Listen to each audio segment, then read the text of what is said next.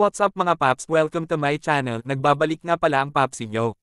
Tara samahan nyo ako, let's go. Bago muna ako magsimula, nanalangin muna ako sa ating Ama na lumikha ng lahat. Napatawarin ako sa lahat ng aking kasalanan. At patnubayan at ingatan ako at mga pamilya ko sa lahat ng oras. At ako'y lubos na nagpapasalamat sa mga biyayang pinagkaloob sa amin Yoda. Ngayon magsimula na ulit ang bagong yugto na aking buhay, hapon na ako nakapagsimula bumiyahe dahil sa tinanghali na ako nagising. Galing ako kagabi sa bonggang-bongga party ng inaanak ko. Madaling araw na kami nakauwi.